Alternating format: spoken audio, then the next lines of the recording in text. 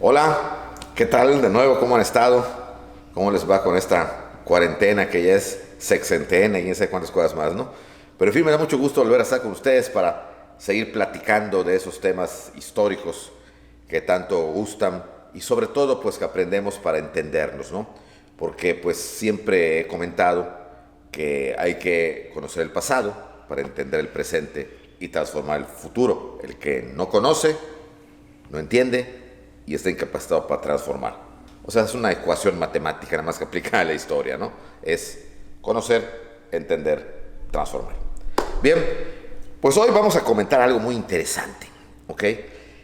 Precisamente para no romper definitivamente con el tema de la semana pasada, que era el romance de don Hernán Cortés, doña Marina, y especialmente para seguir comentando lo que es este aniversario que en gran parte yo creo que va a pasar inadvertido por muchas circunstancias, entre ellas pues la pandemia que hay, que son los 500 años de la conquista de México, y que ahora en este mes de mayo, si nos tomamos en cuenta que es mayo, hace 500 años era el momento que Cortés parte de la Ciudad de México para ir a Veracruz a enfrentarse a las tropas de Diego Velázquez y deja a cargo de la Ciudad de México al capitán Pedro Alvarado, que en ese mes de mayo va a cometer la atrocidad de la matanza del Templo Mayor, porque hasta este momento era una luna de miel lo que se llevaba entre los españoles que habían llegado en noviembre del 19 hasta mayo del 20. O sea que hace 500 años se va a cometer lo que originó, ¿ok?,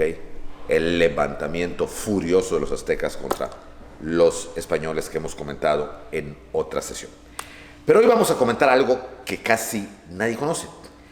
La conquista, además de mal estudiada, mal enseñada y mal leída, ¿okay?, parece que termina todo con la derrota de Cuauhtémoc y cuando Cortés ya es el conquistador y dueño de la Ciudad de México, Tenochtitlan, ¿okay? Y luego todo se deja como que por entendido, ¿okay? Como que ya lo que viene pues es la colonia, que por lo general no nos explican, como que pasa inadvertida, ¿okay? Y luego de nuevo otra vez, ahora olvida lo bueno, ¿no? La independencia, que Hidalgo, lo que comentamos las primeras veces que teníamos la oportunidad de estar aquí con ustedes vía línea, en fin.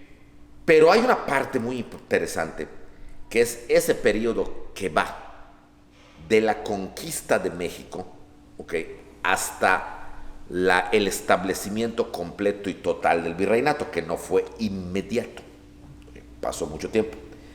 Y que es la parte donde el final de Hernán Cortés principalmente, la aparición de los hijos y sobre todo la muerte de Cortés y esa historia, yo diría macabra, de las andanzas de su cadáver. No es que se levantara el esqueleto y estuviera caminando, no, okay, pero lo van a estar llevando de aquí para allá, lo van a estar escondiendo, lo van a querer tirar sus huesos a los perros, en fin, una serie de cosas, okay, que es lo que les quiero comentar hoy para que hablemos un poquito más de lo que pasó después, ¿ok? Bueno, pues vamos a ver qué ocurre después. Después de la conquista de México, o sea, el 13 de agosto de 1521, que el señor Cuauhtémoc oficialmente se rinde y rinde la ciudad de Cortés, ¿ok?, empieza otra historia que todavía no se puede llamar el virreinato, porque no había virreyes. ¿Okay? ¿Qué hacer después del triunfo, después de la victoria, después de la fiesta triunfal, donde ya Cortés se posesionaba de una ciudad que estaba hecha ruinas? Porque después de 3 meses de ataques, de bombardeos y sobre todo de la hazaña con los que los tlaxcaltecas, los cholultecas, los zempoaltecas, los totonacas entraron a la ciudad para destruir hasta la última piedra del odio que le tenían al imperio azteca, era una ciudad en ruinas. Cuando Cortés había entrado 2 años antes y se había asombrado al ver la gran ciudad, ahora no quedaba más que, como dice la sentencia bíblica, más que piedra sobre piedra. ¿Okay? Muertos, heridos, pestes, epidemias, por tantos muertos que no se podían enterrar, ¿okay? Y pues por la derrota de los españoles, y que además los aztecas estaban apenas saliendo de una epidemia, de una enfermedad que no conocían, que era la viruela negra. que un soldado español había traído y había contagiado a todo el mundo. Por eso no hay que salir de la casa. Bueno, pero en fin, seguimos con eso. Entonces, en este momento, Cortés tenía, ya cuando después de la fiesta y todo, que será 4 o 5 días después del 13 de agosto, Cortés tenía 3 cosas en mente, como le escribe en su quinta y última carta de relación al rey. Construir sobre las ruinas de la Ciudad de México una nueva ciudad. La palabra es construir y no reconstruir, porque Cortés nunca pensó en levantar otra vez la ciudad de Tenochtitlan.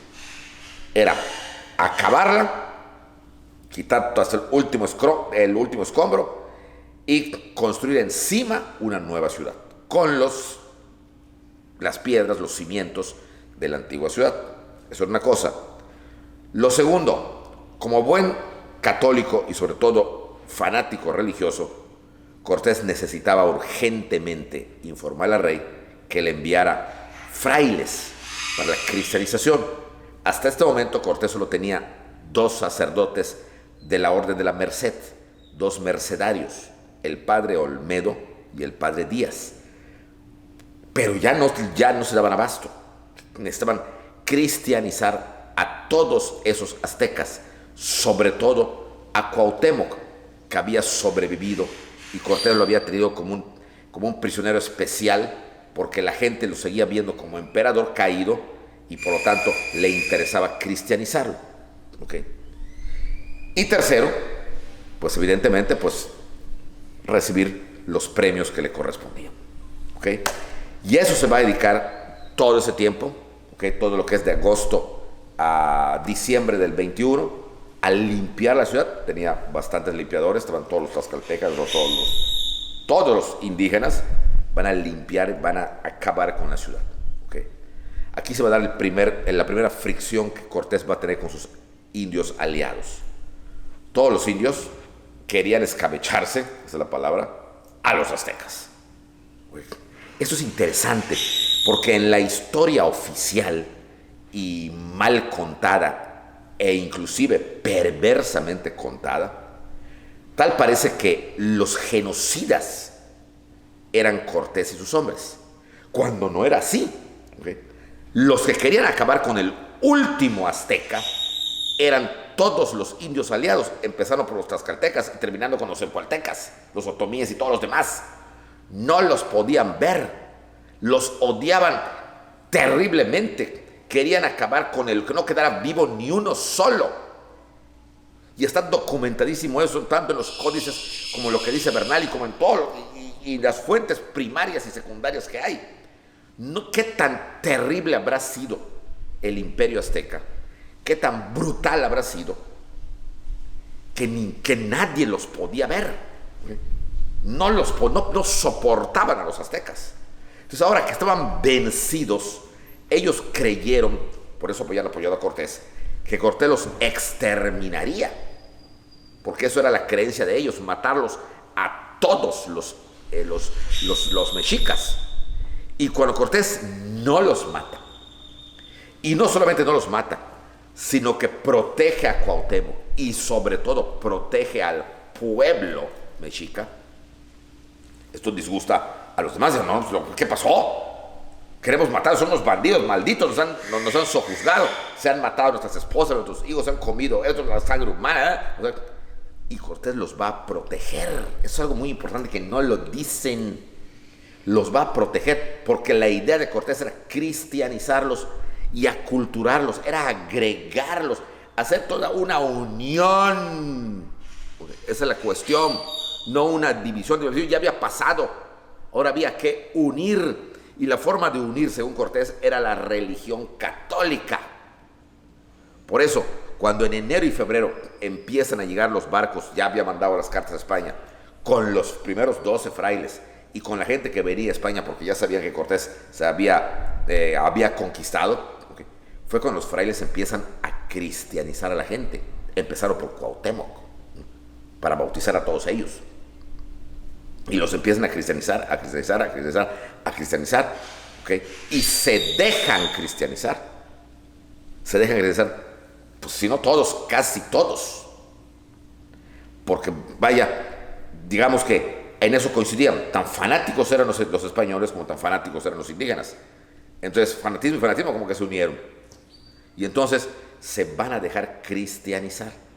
Los frailes que van a llegar van a empezar a bautizar y van a empezar sobre todo a tratar de entender el idioma, porque querían ver qué les contaban los sobrevivientes.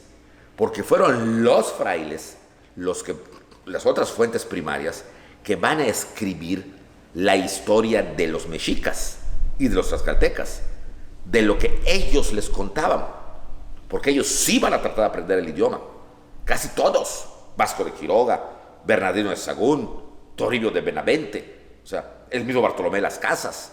Entonces ellos van a hacer, vaya, como una contrahistoria desde el punto de vista de los vencidos. Por eso se van a dedicar a aprender el idioma. Eso no lo van a hacer al siguiente año, van a durar, okay, va a tardar tiempo. Pues junto con los frailes, también evidentemente llegan los enviados del rey, de Carlos V. Cortés había enviado desde el principio de la conquista a un procurador, a un apoderado de él, que era don Francisco de Montejo, sí, el que fue el adelantado de Yucatán, pero no lo había sido todavía, era subalterno a Cortés. Lo había enviado para España para que tramitara algo que era muy importante para Cortés y quería legitimar la conquista: el título de adelantado. Él sabía perfectamente bien que él no tenía ese título y que jurídicamente hablando no podía conquistar. Por eso estaba enfrentado con Diego Velázquez. Era, si nos ponemos a ver desde el punto de vista legal, conforme a la ley española de esa época, Cortés era un sublevado, era un amotinado contra Diego Velázquez, no había obedecido las órdenes. Entonces él necesitaba, ¿okay?, que el rey se enterara de que existía, necesitaba que el rey supiera de la conquista, para que a su nombre le había dado un poder. Cortés tenía un escribano, ¿okay?, que le levantó un poder para que nombrara apoderado a Francisco de Montejo, y Montejo fuera a España a tramitar el título de adelantamiento y se lo trajera a Cortés, aunque sea de manera retroactiva, porque ya la conquista había terminado. Pero era importante para que fuera el adelantado de México, que no lo va a hacer, por cierto, ahorita van a ver. Y se va a Montejo, efectivamente, se va, y hay que reconocer que se porta bastante leal con Cortés. Tarda como 3 años en volver, del 19 al 22. ¿Y por qué va a tardar? En primer lugar, porque las comunicaciones eran muy lentas. Solamente era un mes de ida y otro mes de vuelta, decía, hay 2 meses, y si te iba bien en el mar. Pero además, llegar a ver al rey no era tan fácil. Ya llegué a ver, rey, atiéndeme. No era eso. Y además, en el momento que Montejo va a llegar a España, coincide con que el rey Carlos, ¿okay?, se encontraba precisamente en su otro imperio, en el imperio alemán. ¿Por qué? Porque acababa de levantarse contra la cristiandad, más contra el catolicismo, contra el Papa Martín Lutero. Y Carlos tenía que aplastar esa filosofía, esa rebelión, porque el emperador de Alemania, desde la época medieval, era a su vez el emperador del Sacro Imperio Romano Germánico, desde la época del Papa Gregorio VII. ¿Okay? Entonces, era importante porque era el encargado de la defensa del papado. Entonces ahorita resulta que el lugar, exactamente el lugar donde se supone se defendía el papado, nació una nueva doctrina contra el papa, donde negaban el magisterio papal e inclusive lo llamaban enviado del diablo. Y esto atrae a muchísimos príncipes alemanes que se van a unir a Martín Lutero. Entonces se vuelve un problema gigante. Entonces Carlos, que era muy joven, tenía 21 años, se tiene que resolverlo eso, porque él era el emperador del Sacro Imperio Romano Germánico. Entonces Carlos tiene que ver cómo hacerlo y trata de limitar a Lutero. El problema es que todos los príncipes alemanes que antes habían servido a su abuelo, el emperador Maximiliano, el antecesor de él, se le voltean a Carlos y se unen con Martín Lutero, empezando por Federico de Sajonia, el gran elector, que era íntimo de su papá, de su abuelo. Y entonces pierden los estados alemanes, los príncipes, aunque le son leales a Carlos, ya no lo son leales al Papa y apoyan a Martín Lutero. ¿Okay? Tan es así que Carlos trata de aprenderlo y apresarlo para que ya no siga hablando, porque no se callaba Martín Lutero. Y cuando lo van a llevar a un castillo, así en una montaña de esas bávaras que hay en Alemania, en el camino los secuestran, pero no lo secuestran, lo libera Federico de Sajonia, el gran elector, lo lleva a su castillo, le da papel y lápiz y dinero, y es ahí cuando Martín Lutero hace la Biblia luterana. Carlos se molesta y prohíbe total, con pena de muerte, que se vuelva a hablar de cualquier filosofía luterana. Y ya los príncipes alemanes, aliados de Martín Lutero, protestan ante el rey gruesamente, y de ahí viene la palabra protestantes, porque protestaron.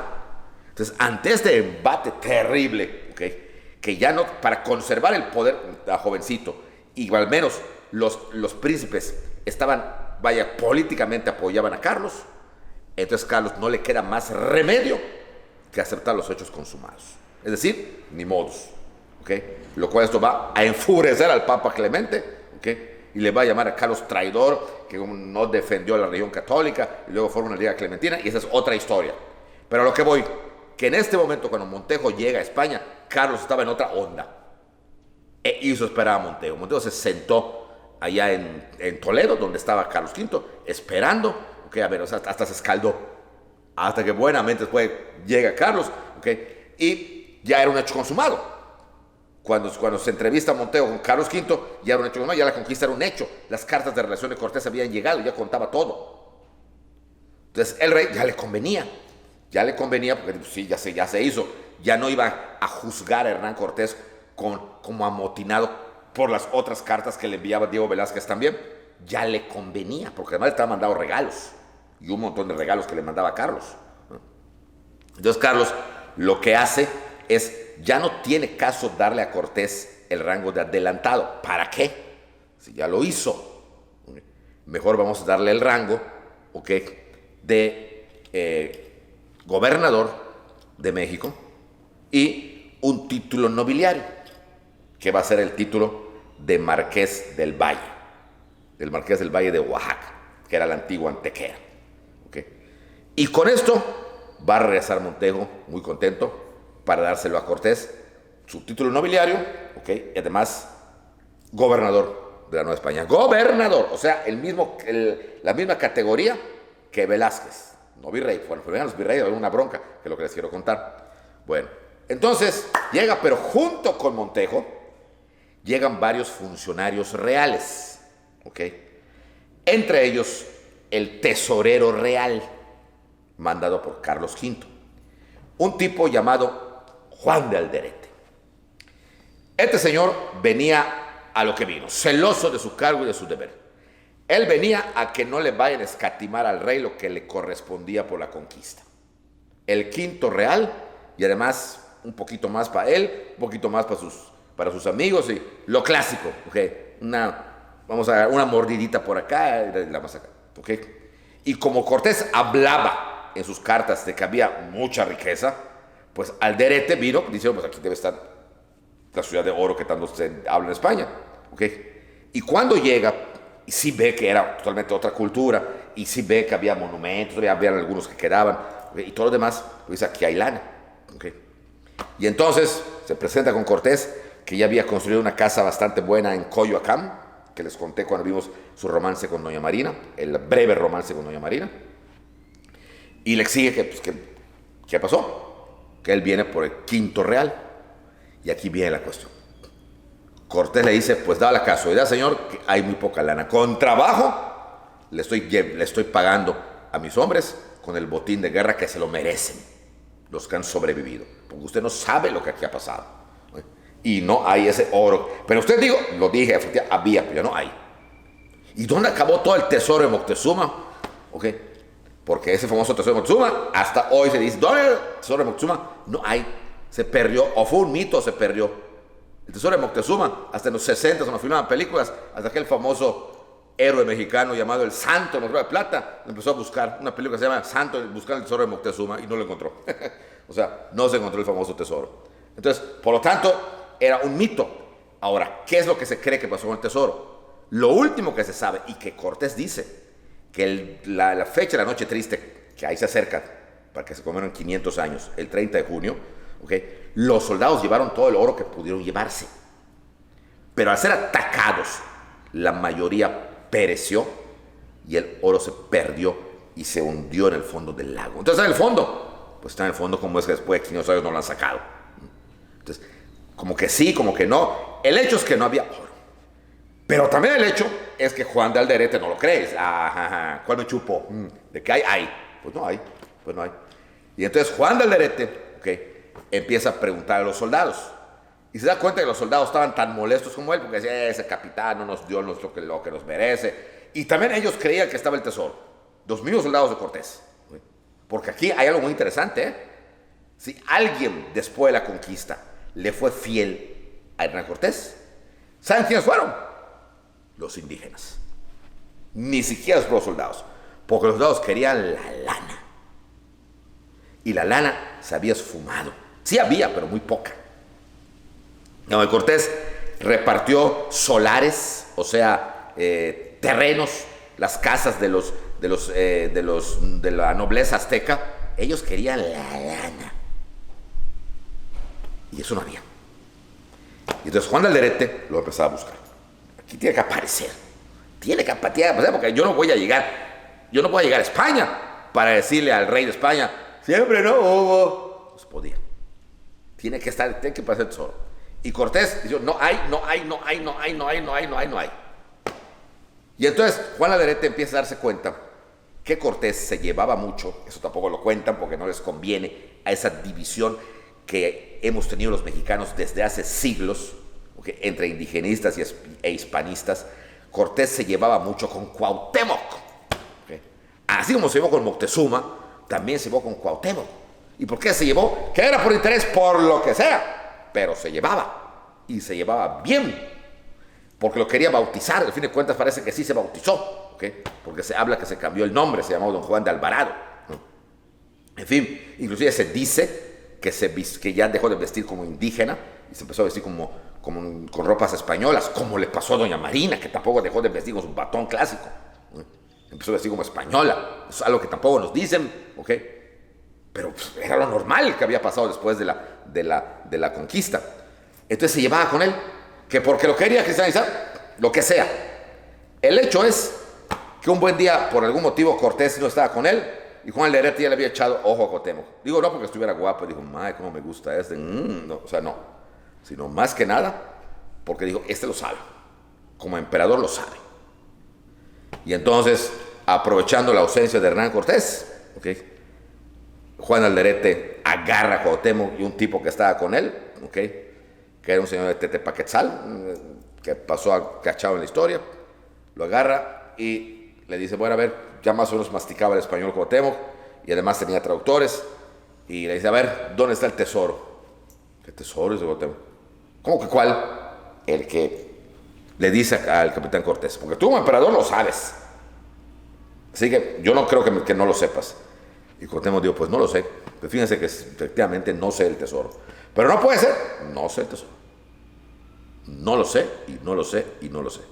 Pues te vamos a refrescar la memoria, ¿ok? Que lo agarren.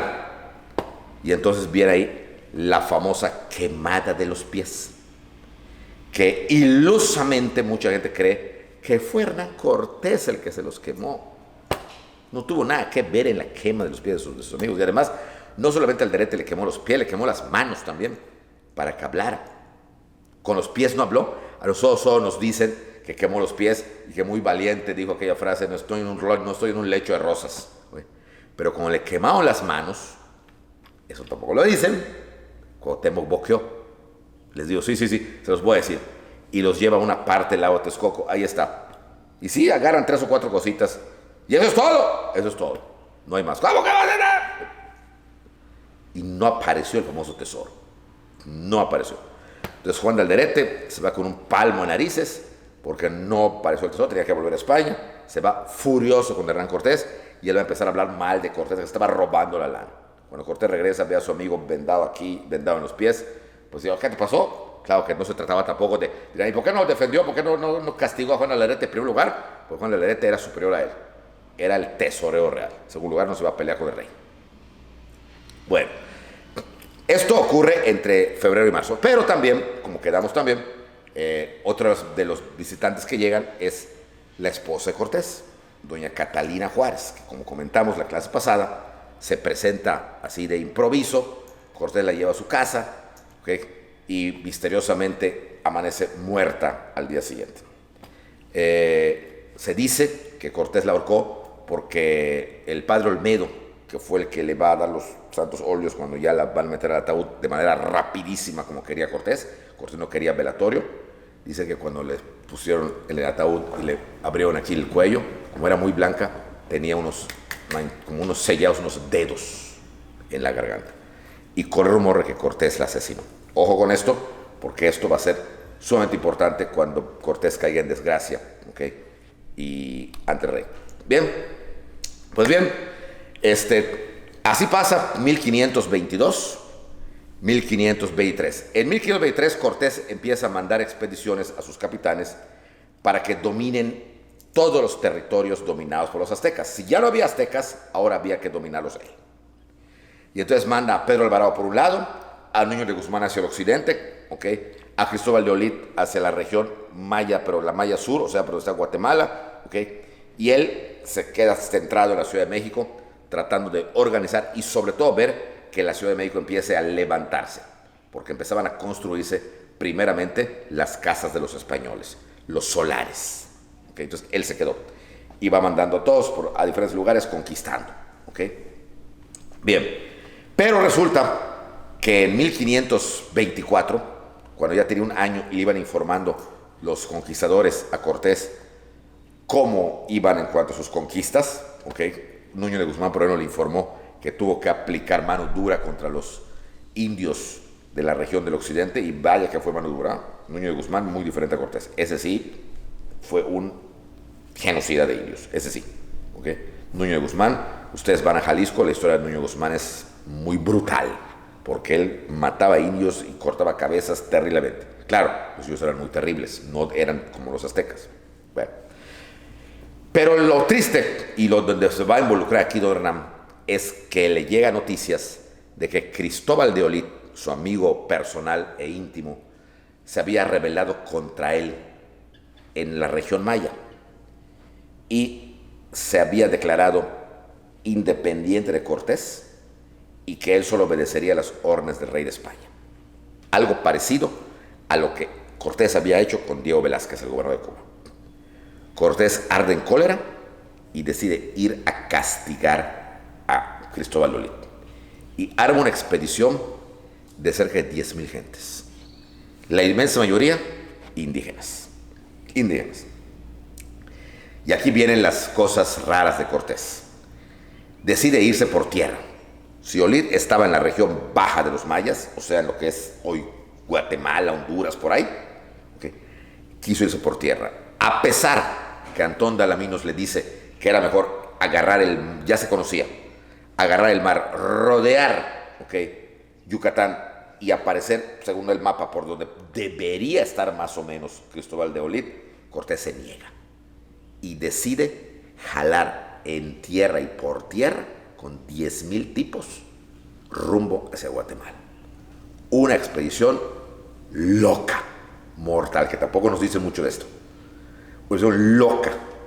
Se lleva a cerca de 4,000 indígenas aztecas, unos 1,000 tlaxcaltecas, otros 1,000 entre cholultecas y todos los demás. Se va llevando un montón de gente, ¿ok? Y entonces, con toda esta gente, ¿okay? Más los españoles, se va yendo, ¿okay? Y mientras era el Valle de México, pues todo estaba muy bonito, ya lo conocía Cortés, y el clima muy bonito y muy fresco. Pero conforme va entrando a la parte selvática, o sea, lo que hoy es Tabasco, Chiapas, la cosa cambió. El calor, los monos que se les tiraban encima de las lianas, los tigrillos y jaguares, ¿okay? Las serpientes venenosas que andaban chiquititas, y sobre todo los pantanos. los caballos se hundían en los pantanos. Y algo que interesante, Cortés llevó a esa expedición 3,000 cochinitos, o sea, piaras inmensas para comer en el camino, pero vivos, no me pensar que es lata de cochinita pibil, no, o sea, vivos. Y esos cochinitos eran un mundo de gente, y iban un montón. No pudieron cruzar los pantanos, se ahogaban, el calor, los mosquitos, y Cortés empieza a cometer actos raros. Ejemplo, se lleva a doña Marina con él, pero en el camino la casa con un tipo, con un amigo de él, muy secundón, don Juan Jaramillo. Eso lo comentamos la vez pasada. Don Juan Jaramillo, doña Marina acepta casarse, ya tenía un hijo, el hijo de Cortés, Martín, y se casa con Juan Jaramillo. Algunos autores hablan que Juan Jaramillo era un borracho y que estaba borracho cuando se casó con doña Marina. No hay ninguna prueba de eso. Se casó con él y vivió con él toda la vida hasta que se murió, hasta que enviudó él, porque primero murió ella. Entonces, pero todos dicen, oye, todo el mundo identificaba a doña Marina, hasta los indios, con Hernán Cortés. Entonces ahora casaba a su lengua con un individuo que además era de segunda categoría, ni siquiera con uno de primero. Y sigue yendo con ellos, sigue yendo. Y se va metiendo ya por el área de Campeche, por esa parte, por lo que le llamamos nosotros la punta Put, o sea, donde abajo en el sur de la península de Yucatán concuerdan los 3 hoy estados: Campeche, Tabasco y Quintana Roo. No Tabasco, perdón, Yucatán. Y de ahí abajo, lo que viene siendo Guatemala, y Honduras y todo lo demás. Pues por esta parte ¿saben lo que era? La selva maya. Los que conocen la selva. Serpientes venenosas, chiquititas, que son las más venenosas. Los monos que venían siguiéndolos desde la selva de Chiapas. O sea, todo eso va a empezar a enfermar a los españoles y a enloquecerlos. El calor impresionante, los piojos en las barbas, en el pelo, no podían realmente ya ni caminar, empiezan a enloquecer. La canícula es muy grande, y empieza, ya Cortés se sentía que estaba en la locura, el calor enloquece, y los hombres estaban enloqueciendo, y los indios aztecas, los aztecas estaban acostumbrados a otro tipo de cosas, a otro tipo de clima, también estaban ya no soportaban, y el condenado Cristóbal de Olid, que no aparecía por ningún lado, y no se llegaba a ningún lado, entran al área maya, y los mayas muy fresquecitos, acostumbrados, y los demás no. Y entonces ocurre otro acontecimiento. A Cortés le llega un chisme cuando estaba más acalorado y en la canícula, y limpiados el sudor, lo limpiaba 3 piojos allá, o sea, todo eso, cuando le llega un chisme. ¿Quién fue el que hizo este chisme? Nadie sabe, nadie supo. Algunos, repito, historiadores o pseudohistoriadores, hablan de que fue doña Marina, porque a Olivera le echan la culpa de todo. Y que le dicen, ¿cuál fue el chisme? El chisme fue que Cuauhtémoc, que lo llevó Cortés, porque estaba con él, lo llevaba a todos lados, estaba conspirando contra él. Que aprovechando este viaje tan loco, Cuauhtémoc estaba pactando con los mayas para unirse los mayas y los aztecas que estaban con él, acabar con los tlaxcaltecas que los estaban ayudando, y acabar con todo y matar a Cortés. Pero era un chisme. No hay nada que compruebe esto. Y Cortés piensa que es verdad.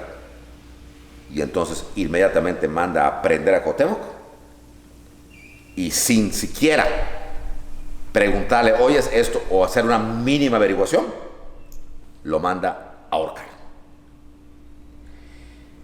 Según Bernal, cuando lo iban a ahorcar, que Cuauhtémoc pidió hablar con Cortés, y ya junto a la soga, que Cuauhtémoc le dijo, señor, yo ya sabía que algún día me harías esto, soy inocente de todo lo que me están diciendo, yo no conspiraría contra ti, porque te creí mi amigo. Que tu Dios, que ahora es mi Dios, te perdona. Y entonces Cortés dijo, ¡la ahorquen! Lo ahorcaron. ahorcaron al último emperador azteca, ahorcaron a Cuauhtémoc. Bernal, si ustedes leen la historia verdadera de la conquista de la Nueva España de Bernal Díaz del Castillo, verán que todo lo que hace Cortés, hasta cuando usted era lo máximo. Para Bernal Díaz del Castillo, Cortés era un superhéroe. O sea, lo magnifica. Era el líder de los Avengers, Cortés. Pero en esta escena, el mismo Bernal comenta: y esta fue una muerte muy injusta que el capitán Cortés le dio al señor Guatemuz, o sea, Cuauhtémoc, porque no había ni una prueba de lo que se le acusaba. Así las cosas. Como a los 20 minutos, Cortés, que estaba, como les digo, como loco por el calor, se arrepiente de haber ahorcado a Cuauhtémoc y ordena que lo bajen. ¡No, que lo bajen! ¡Es mi amigo! ¡Que lo bajen! ¡Que lo bajen! Como lo bajan, ¡que le den aire! Ya estaba muerto. Ya no se pudo hacer nada. Nadie nunca ha encontrado el cadáver de Cuauhtémoc. Cuando en la época del presidente Miguel Alemán se empezaron a encontrar misteriosamente los cadáveres de todo el mundo, hasta el de los niños héroes se encontraron, y casualmente decían: yo soy Juan Escutia, soy Juan de la Barrera, quién sabe cómo, ahí lo decían, porque sabían quién era cada cual. Se dijo que se encontraron los restos de Cuauhtémoc en un lugar llamado Izancanac, allá por Campeche. Y evidentemente Miguel Alemán, por decreto, dijo: es Cuauhtémoc. Y lo enterró con honores esos restos en el monumento a Cuauhtémoc, que desde la época de Porfirio Díaz se había construido en la avenida Reforma. Pero no hay ninguna prueba científica de que esos restos sean los de Cuauhtémoc, porque no se sabe exactamente el lugar donde Cortés lo mató y donde Cortés lo encerró. Fue en el camino. Muy probablemente ya hayan estado en territorio guatemalteco u hondureño. O sea que no pudo haber sido en Campeche.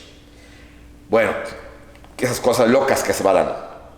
Y lo tercero, por fin llegan a un lugar que llamaban Ibueras, hoy es Honduras, donde fue lo último que se sabía que estaba Olid.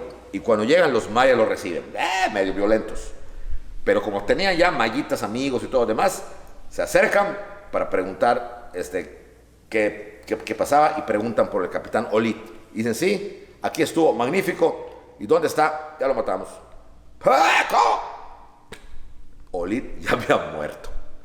O sea, todo este viaje absurdo, loco, canicular, donde cazó a la Malinche, mató a Cuauhtémoc, donde por luego se fue el loco y los piojos y todo lo demás, de nada le sirvió al capitán Cortés. Porque ya se habían eliminado a Cristóbal de Olid. Y entonces, derrotado sin dar una sola batalla, Cortés decide regresar en 1525 a México, después de casi 2 años de estar en todo este relajo. Esta vez sí, arma unos barcos ahí, y entonces sí, agarra el mar rodeando, y vuelve a la Nueva España, donde la gente lo recibe como un héroe. A Cortés se le olvida todo lo demás. Lo chistoso de esto, nadie preguntó, al menos no se sabe, pero al menos no hay ningún rastro de eso. Los indígenas que se habían quedado en Tenochtitlan, o ya en la Ciudad de México, como se le llamaba, nadie preguntó qué fue de Cuauhtémoc. Cuauhtémoc ya no volvió, y nadie preguntó por él. No hubo levantamientos con los aztecas, no hubo nada porque el emperador no había vuelto. Simplemente Cuauhtémoc era un emperador que ya había pasado desde antes a la historia. Y para los aztecas, lo último que habían visto de él era cuando se rinde con Cortés. Ya Cuauhtémoc para el pueblo azteca ya no significaba absolutamente nada. Es más, es de esos personajes que los hacen héroes por la muerte. Si Cortés no hubiera matado a Cuauhtémoc, Cuauhtémoc hubiera pasado a la historia como los tantos emperadores que ni conocen sus nombres, como Cuauhpixli, Huitzilihuitl, Chimalpopoca, así hubiera pasado. En cambio, hoy lo tienen como un ejemplo de valentía, de tenacidad, de resistencia, como algo así. ¿Por qué? Porque lo mató Cortés. Y sí, hizo mal. Bueno, pues Cortés, una vez que regresa, vuelve a poner orden. Ya sus conquistas eran bastante más grandes, Y así está en México de 1525, 26 que llega hasta 1528. Y en 1528, ok, decide partir a España, él solo. ¿Por qué quiere partir? Uno, siente que el rey no le ha dado lo que se merece, que lo ha olvidado. Y dos, quiere por fin hacer las paces con su señor padre, don Martín Cortés. Y quiere también que el papá de Cortés, de Hernán, conozca a su nieto mayor, a Martín Cortés Malintzin o Malinale. Y es aquí cuando se lo va a pedir a doña Marina, que ya estaba casada, ya tenía hasta otra hija. ¿Okay? Doña Marina ya tenía su segundo hijo, que era niña, doña María Jaramillo Malintzin, y le pide que se lo dé. Evidentemente, doña Marina, acostumbrada a obedecer como buena indígena, ¿okay?, y buena mujer de su tiempo, a pesar que es muy inteligente, pues llorando se lo entrega. Martincito tendría en este entonces como unos 6 o 7 años. El argumento que daba era que tenía que conocer la otra parte de su sangre. Ya conocía muy bien México y su sangre indígena. Ahora quería que conociera su sangre española y conocer a sus abuelos. ¿Okay? Y doña Marina se lo entrega a Cortés. Cortés parte, en Veracruz embarca con un grupo de amigos suyos rumbo a España, llevando al mestizo Martín Cortés, niñito, agarrado de la mano.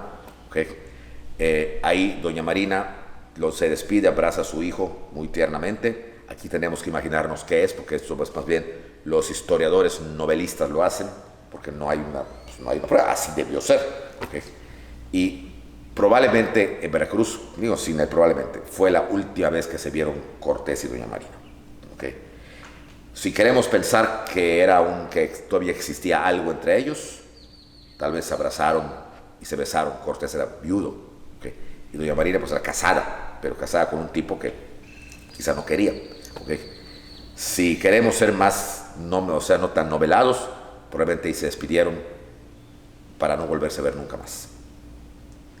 Doña Marina ya no vuelve a aparecer en ningún documento ni español ni indígena. Por lo tanto, se deduce que habrá muerto.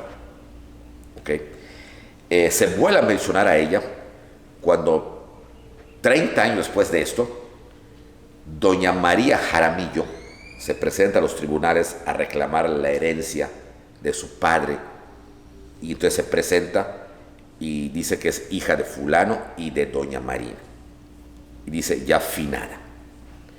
No dice cuándo murió, pero quiere decir que para 1540 más o menos doña Marina ya había muerto. La tradición habla de que doña Marina muere de 28 años de tuberculosis, y habla que se confesó con el padre Toribio de Benavente, aquel que le decía motolinía. ¿Okay? Y que muere en su casa rodeado de su esposo, don Juan Jaramillo, y de su hija María Jaramillo, que estaba muy chica esta niña, y del padre Benavente, que recibió los auxilios espirituales de la Iglesia Católica. La casa se la había regalado Cortés, a ella fue la que le regaló ese solar, que todavía está en lo que es la plazoleta de Santo Domingo, en la Ciudad de México, atrás de la catedral, un letrero que dice aquí vivió la Malinche con don Juan Jaramillo. ¿Okay? Y ahí murió. ¿Okay? Y las crónicas, pero que no están comprobadas, dicen que fue enterrada. Algunos autores hablan que en una cripta de la catedral, y que ahí se encuentra en los subterráneos de la catedral. Hay un error ahí. Cuando muere doña Marina no había catedral. La catedral no se había hecho. La catedral de México se hizo poco a poco y tardó muchísimos años en construirse. De hecho, terminó como la vemos, y hasta más grande, a finales del siglo XVIII. O sea, casi con la independencia. Por eso doña Marina no pudo ser enterrada en la catedral, porque si no había catedral, no había los subterráneos de la catedral, eso es obvio. ¿Y dónde fue enterrada? Donde se enterraba a todos los personajes importantes, y doña Marina lo era, porque para que la gente, Bernal, Pedro Alvarado, Alonso de Ávila, que escribieron, le pongan, cuando hablan de ella, la palabra doña, es que era una mujer respetada. Ni Cortés le puso así. Cortés siempre le dijo mi lengua. pero los otros sí le hablaban de doña, por eso se le llama Doña Marina. Luego entonces debió haber sido enterrada en el cementerio, que ese sí ya existía, del naciente convento franciscano, que iba a ser gigantesco, que se estaba construyendo en donde hoy es el cruce del eje central Lázaro Cárdenas, antigua avenida San Juan de Letrán, y entrada por la calle Francisco Madero. Ustedes que conocen mucho México se ubicarán perfectamente bien, para ser más exactos, donde hoy está la Torre Latinoamericana. ¿Okay? Allá, y no solamente allá, todo es bastante grande, todo daba una manzanota inmensa, ¿okay? Estaba el convento de San Francisco y ahí estaba el cementerio de los principales personajes de la historia, de la primera parte de la colonia. Por lo tanto, ahí se dedujo que entierran a Doña Marina. ¿Por qué se deduce allá? Porque en las leyendas registradas por las crónicas coloniales se hablaba años después, y de hecho hasta hoy, si ustedes van en las noches de leyenda que se representan o se representaban en la Ciudad de México antes, se decía que del cementerio de ese convento se veía salir a una mujer que lloraba constantemente y decía, ¡ay, mis hijos! Por eso muchos creen que la leyenda de la Llorona se origina con Doña Marina, ¿okay? Y que cuando el cementerio es expropiado por las leyes de reforma, ¿okay?, y eliminado, que aún así muchos paseantes y borrachitos de la época de Don Porfirio, cuando pasaban por allá, ¿okay?, de repente veían a una mujer que salía de esas ruinas, ¿okay?, y salía llorando. Y aún hoy, en el siglo XX, ¿okay?, cuando todavía había casas, habitación en el centro histórico, en los años 30, 40, decían que veían salir, ¿okay?, de por ahí como una especie de espectro. Y aún ya en los años 60, que son las últimas crónicas, cuando ya existía la Torre Latinoamericana, la torre se inaugura en 1956, decían que de la Torre Latinoamericana veían salir a un espectro, y la gente, el pueblo decía, es la Malinche. ¿Verdad? Mentira, esas cosas inexplicables. Lo cierto es que Cortés no la va a volver a ver. Y entonces él se va a España con su hijo, y en España llega en el año 1529, ¿okay?, y es muy bien recibido por todos. Hace las paces con su papá, con don Martín Cortés, presenta a su nieto, y Cortés se presenta en la corte con el título de marqués y es recibido por Carlos V. En ese entonces don Carlos estaba a punto de cumplir 30 años, ¿okay?, y es recibido y lo va a tratar excelentemente. Luego va a cambiar, pero en ese momento va a ser súper bien tratado Cortés. Tan es así que Carlos V le va a hacer deferencias en muchos aspectos. Era el conquistador de México, ¿okay? Lo comparaban con el gran capitán, ¿okay? En fin, era un tipo importantísimo. Tan es así que en los eventos pocos que hacía Carlos V en Toledo, invitaba a mucha gente de la nobleza e invitaba a don Hernán Cortés. Tan es así que Hernán Cortés va a combatir al lado de Carlos V en una de las batallas contra Francisco I de Francia, porque era la época en que Francia estaba en pleito con España, ¿okay?, y era el pleito entre los dos reyes muy jóvenes, Francisco I y Carlos V, ¿okay? Entonces él va a combatir al lado de Hernán Cortés y al lado del rey, o sea, estaban juntos.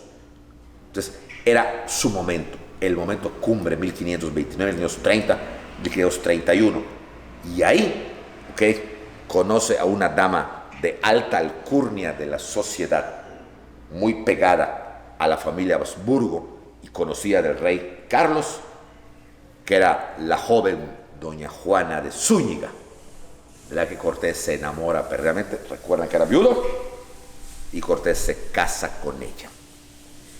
Boda, que fue una boda casi real, porque asiste lo más granado de la sociedad española, incluyendo el rey.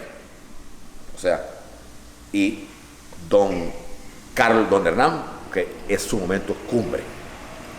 Y tiene un hijo varón que al ser hijo de matrimonio va a desplazar en títulos y en herencia al otro hijo. ¿Okay? Porque para la ley antigua, el hijo de matrimonio se imponía a cualquier otro hijo que no fuera de matrimonio. Por lo tanto, el heredero de títulos nobiliarios era el nuevo niño, al que Cortés, para no confundirse, le pone también Martín. Pero eso nos confunde a nosotros, porque hay dos Martínez: Martín Cortés mestizo y Martín Cortés español. Y cuando los historiadores o los documentos, que son muy poco dados en poner el segundo apellido, hablan de Martín Cortés, en realidad no sabemos de cuál están hablando. Si del mestizo, el hijo de doña Marina, o si del español, hijo de doña Juana. Eso sí, era más grande el de doña Marina, pero el que se va a convertir en el segundo marqués del Valle y el que va a tener la herencia de Hernán Cortés va a ser Martín Cortés el español, porque era el hijo legítimo, el hijo de matrimonio. El otro, aunque ya reconocido, tenía la tacha de bastardo, o sea, era la bastardía, que siempre va a llevar consigo, aún legitimado por el rey, Martín Cortés el mestizo. Bien, pues ahí le va muy bien a Cortés, todo muy bien, pero en 1532 Cortés siente la necesidad de volver a México. Cortés estaba enamorado de México, se sentía mucho más ya parte de este país, del nuestro, que de España. España la había abandonado desde que era muy jovencito, viviendo en Cuba y luego esto, y quería volver. Y entonces se despide el rey, y con los títulos nobiliarios, con su nueva familia, y volviendo a traer al Martincito, a los dos Martínez, o sea, Martín 1 y Martín 2, regresa a la Nueva España en 1532. Regresa. Cuando regresa, es recibido con una gente, la multitud, las audiencias reales que ya había, lo reciben como si fueran ídolos de ídolos. Los indios, sobre todo, se le volcaban, como si fuera un santo, multitud. Tan es así que con la lana que ya tenía, porque la tuvo, va a mandar construir una especie de castillo en un lugar que le pareció muy cómodo, que era Cuernavaca. Y ahí se va a ir a vivir con su nueva familia. Cuernavaca, ese castillo, que es el famoso Palacio Cortés, existe todavía, se visita, y me parece, no estoy seguro, que ahorita es la sede, creo que de algo de artesanías. Pero está en el centro de Oaxaca, la casa de Hernán Cortés. Pues ahí se va. Todo el mundo pasaba a verlo, sus antiguos amigos, antiguos soldados, antiguos aliados tlaxcaltecas, los mexicas, o sea, era el ídolo de ídolos. Y Cortés, con esa sangre liviana, aún se sentía joven en los años 30 del siglo XVI. ¿Cuántos años ya tendría? Como empezando los 50. Y entonces piensa que estarse en su casa, solamente sentado, así en cuarentena, no, él quería hacer algo. Y decide volver a las exploraciones, explorar el confín del Imperio Azteca. Había explorado y dominado lo que es la región central, oeste, este y sur. Faltaba el norte. ¿Qué había en las tierras del norte? Y Cortés va a preparar una super expedición con indígenas, llegando hasta la ciudad de Guadalajara, en Nueva Galicia, para de ahí partir en barco hacia el norte y también en tierra, costeando, a ver hasta dónde llegaba el gran imperio que él había conquistado. Empieza una nueva expedición que casi nadie nos habla, de Cortés hacia el norte, hacia las Californias. Va a llegar y va a descubrir un mar, el mar de Cortés, o el Golfo de California, o el mar del Sur también le llaman. Y va a ver, conforme la carta que escribió, algo que nadie había visto y que, no sé, ellos nunca lo habían visto. Unos animales marinos gigantescos que nunca habían visto. Las ballenas, que las describe Cortés impresionantemente. Y ahí se va, en la expedición 1532, 33, 34, 35 y 36. ¿ok? Y después de esos 4 años regresa a México. Pero cuando regresa, una sorpresa le esperaba. Pero esto lo veremos la próxima semana. Muchas gracias y cuídense mucho.